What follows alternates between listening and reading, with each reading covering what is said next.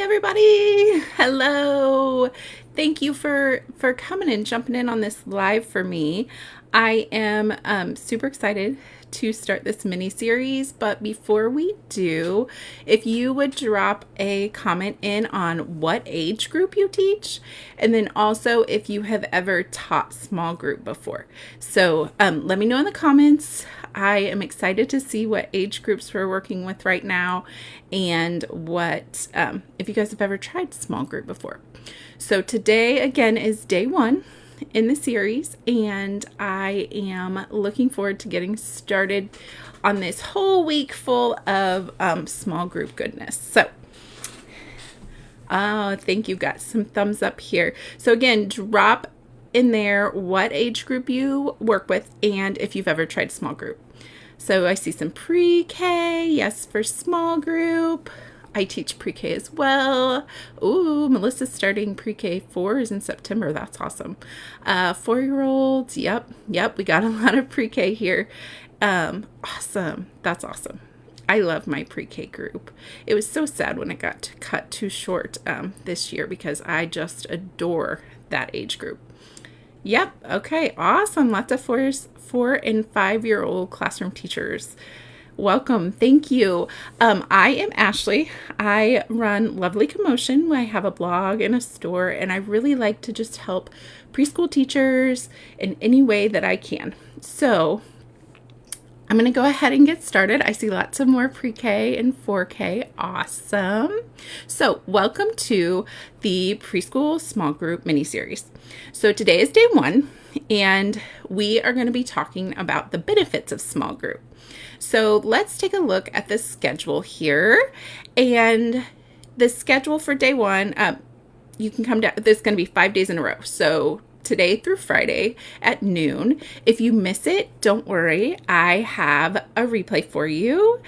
And I can send that out. And I can also, there's a link. I'll put a link in the comments to where you can sign up for reminders, email reminders, and then also sign up to get the replay in case you miss a day. I realize 5 days in a row showing up at noon every day may not be feasible for everyone, but I just want to give you that option as well. So we're going to go into day 1, which is the benefits of small group. And before I do that, I just kind of wanted to talk to you about my story. So I work in a play-based preschool setting, and I absolutely adore it. I'm actually in a Christian preschool, and during our center time, we have free play time. So I have it twice a day. So my kiddos come from 9:30 to 9 to 1:30, and during that time we have 2 center times.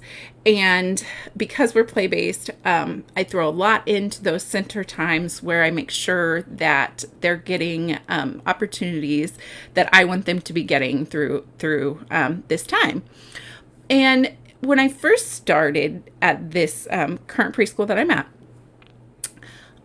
we just saw kids coming in with skills. They knew their skills. A lot of them, colors, shapes, starting to know letters, starting to write their name, things like that. We saw them coming in with that. And then as the years went on, I'm not really sure what happened, but we started seeing less and less skills.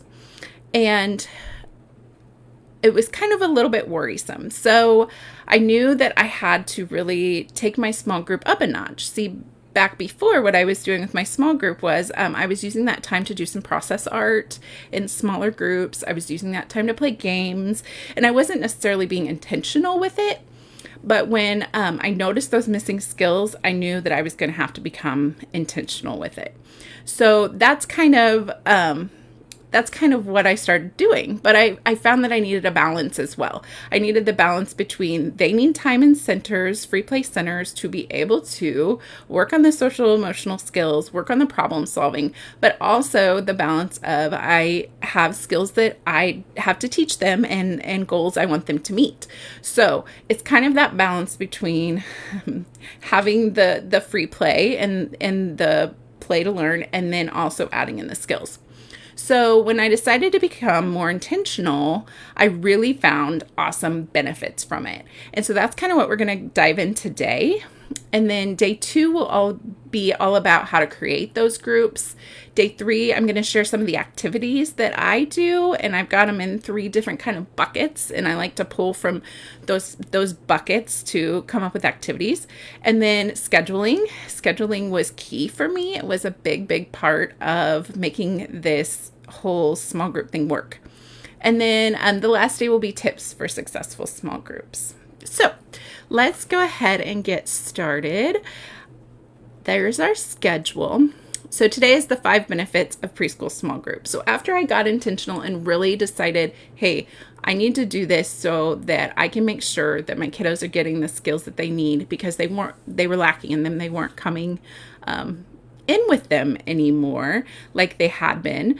And once I did this, these were the benefits. So number 1 is differentiation. Obviously, we use small groups for differentiation. I would use my assessment results to decide, hey, what kiddos need what? And I would choose I wouldn't say most important skill, but maybe most needed skill, and differentiate based on that. And so I really found that differentiation was very helpful, not only just for my kiddos that were missing skills, but also for the kids that were ready to move on to something new. I could take them, even if it was a very small group of 1 or 2, and I could take them over to the table with me, and we could go further than we were doing in the whole group. And so that differentiation really made a difference. And I love in pre-K how we generally have smaller numbers. If we don't have smaller numbers, we generally have an aide with us. And so this makes differentiation a lot easier and a lot more manageable. But that was one of the really big things that I loved about this small group and the benefits that it held. Benefit number 2, connection building. I 100% believe that if your students trust you and love you, that they will 100% go to the moon and back for you when it comes to learning and when it comes to behavior. I've seen this time and time again where I have really made this deep, strong connection with some kiddos that were rough behaviorally, and I have noticed that they really do want to please. And so that connection building, this adds to that, right? This is one of the ways I can build a connection with them. There's lots of ways, but this is just one of them. And that was one of the benefits for me to do small group, was I was having this small group of children and we were playing a game together, or we were playing with manipulatives together. And then I could not only be teaching them, but also be learning about them, and they could get comfortable with me. And so we could kind of have these little conversations and building this connection, because as they're in play centers, they're really making connections with their peers, but they're not always making connections with me unless I'm down on the floor playing with them. But I wanted that connection building in all areas. And this was one way in the small group to make them come together, and I could maybe start getting to know my kiddos better. And this really connection building helps better group my small group kiddos too. So that was a huge benefit for me, because I like to get to know my kids as fast as possible and really create that relationship. And this was just one more way for me to get there more quickly.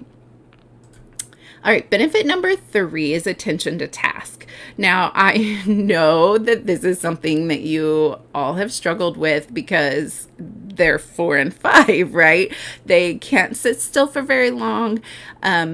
Many of them don't care to sit still for very long, and that's why learning through play is so incredibly important. And even when I do my small groups, I have to keep that in mind.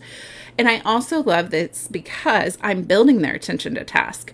Once I know them really well, and I know kind of, are they going to be one of those kiddos that runs over and just slaps something down and runs away because they're done, their attention to task is nothing? Or are they one of those kiddos that could sit all day and work on a puzzle or work on writing? Where are they at? And so I could even differentiate my groups based on attention to task. Maybe that's our goal. Maybe our skill is not colors or numbers. Maybe it's trying to get it so that we can maybe focus for more than 5-10 seconds at a time. And so small groups are awesome for this because I can determine how long and I can observe, hey, this kiddo's done now. And I'm making sure that by doing activities that they love and that are engaging for them, that they want to stay and they're building up that attention to task. Because whether we like it or not, they're going to go into a classroom in elementary school where they're going to sit longer than their little bodies even probably want them to. And so by us helping build that slowly through small groups, it's such a humongous benefit. I just remember having a couple of years ago, one kiddo, I could not get him to the table for more than 5 seconds. I kid you not. And I was trying all kinds of things to engage him, and he just wasn't there yet. And so we just kept building it throughout the year, and we just kept going. And by the end of the year, he could sit down and play a game with me and some other peers. And that was huge for me because he was able to focus on that task for a small, I think it was maybe 10 minutes at most by the end of the year. But that was awesome because we went from 5 seconds to 10 minutes. And we were able to do that through a small group. So big benefit for me for number 3. Benefit number 4 I saw was working with peers when they have to. They're doing this in centers. They're doing this in play centers 100%. But you're not always there to kind of help guide the conversation. And so that's why this is helpful in small group as well, because if we are playing a game where we have to take turns, we're going to have to verbalize to each other. And also, I love to take my small group materials that I'm using. If it's not a game, maybe it's manipulatives or an activity with a limited number of supplies. Not everybody gets their own set of supplies, and that's by design, right? So that we can open up those conversations of, can you please pass me? Can I please use? When you're done, may I have? All those type of things that we are working on that are hugely important social emotional skills that a lot of times are overlooked. We are doing them in small group right alongside the skill-based things. So I love this part because I can kind of be there to coach them along. I can say, hey, oh, I see you wanted the red one. What could we say to that person? We can say, hey, will you please pass me the red when you're done? And then we have to wait. And sometimes waiting's hard and, it just goes on and on. But you're really building some of those social emotional skills and then working with their peers when you set up your small group to have those opportunities in them. And then the last benefit that I have is obvious, practice needed skills. I generally love to group based on assessments. I'll do my assessments at the beginning of the year and kind of see where everybody's at. But I also have really like to use observation because needed skills aren't necessarily for me just the needed academic skills. I have found more and more that my kiddos need skills in the social emotional realm. And so don't think of just the skills that they need for small group as academic. Maybe you've got a couple kiddos that really need to practice working together and working things out. Well, make a small group where there's a challenge and there's limited number of materials, and then those kiddos are going to get that practice of those needed skills. Also, needed skills may not be something missing. Maybe they're ready to go to the next level. Maybe they're ready to move along. Obviously, our first and foremost purpose is to help our kiddos that are missing those skills. And this is one way we can do that. And that's why I absolutely love it. But practicing those needing skills. So think outside the box. Maybe they're not just, who doesn't know their colors this year? Maybe it is who needs fine motor support, who needs gross motor support. That could even be a small group option for you. So kind of opening up your mind to the creative possibilities of what your children need and how you can meet them through pulling a small group of kids together. So those are my 5 benefits, and I am very excited to start tomorrow. Tomorrow is grouping, and I'm pretty passionate about grouping, and I'm pretty passionate about grouping because of past experiences with grouping as a child. You may understand what I'm saying when you talk about reading groupings and things like that. And so grouping is really important for me. So I really hope that you will check out tomorrow's video. Come live, come later, whichever works great for me. But I thank you for being here, and I thank you for spending this time with me. And if you have any questions, feel free to leave them in the comments, and I will answer them for you. And I thank you for being here again, and I will see you tomorrow. Bye-bye.